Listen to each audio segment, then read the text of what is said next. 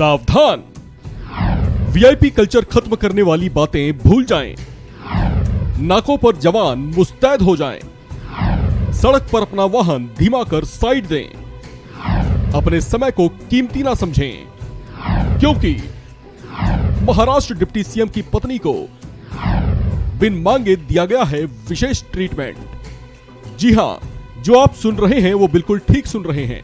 महाराष्ट्र के उप मुख्यमंत्री देवेंद्र फडणवीस की पत्नी अमृता फडणवीस को बिना मांगे ही ये विशेष सेवाएं दी जा रही हैं। उनकी एक्स श्रेणी की सुरक्षा को बढ़ाते हुए वाई श्रेणी की सुरक्षा में तब्दील कर दिया गया है।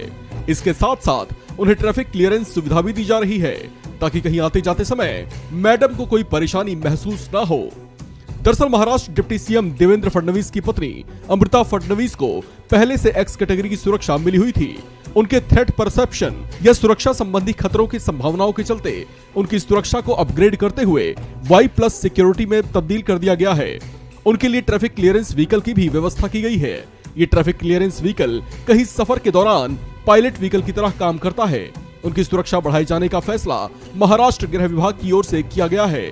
अमृता फडणवीस को वाई प्लस श्रेणी की सुरक्षा मिलने के साथ ही एस्कॉर्ट व्हीकल के साथ उनके सुरक्षा में 24 घंटे 5 पुलिसकर्मी तैनात रहेंगे। इस संबंध में तमाम मीडिया रिपोर्ट्स के मुताबिक मुंबई पुलिस की प्रोटेक्शन एंड सिक्योरिटी डिपार्टमेंट ने इस संबंध में ट्रैफिक डिपार्टमेंट को जरूरी निर्देश जारी किए हैं। वैसे यहाँ आपको ये भी बताते चलें कि हाल फिलहाल अमृता फडणवीस ने ट्रैफिक क्लियरेंस व्हीकल का प्रयोग करना शुरू नहीं किया है। उनके सुरक्षा काफिले में जिस ट्रैफिक क्लियरेंस व्हीकल को शामिल किया गया है, उसे लेकर इंडियन एक्सप्रेस की एक रिपोर्ट के मुताबिक सामान्य तौर पर ट्रैफिक क्लियरेंस व्हीकल की सुविधा संवैधानिक पदों पर आसीन लोगों को ही दी जाती है। इस वजह से उनकी सुरक्षा में वृद्धि का मुद्दा सुर्खियों में छाया हुआ है।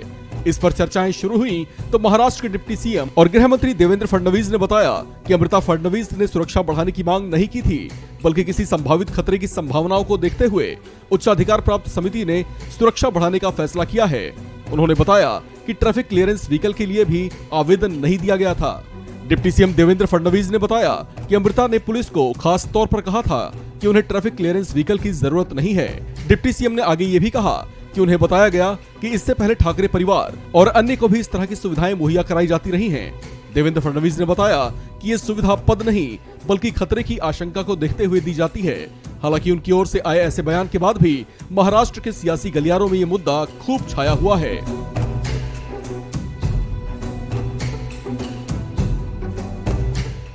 इस खबर में फिलहाल इतना ही। बाकी अपडेट्स के लिए बने रहिए वन इंडिया हिंदी के साथ।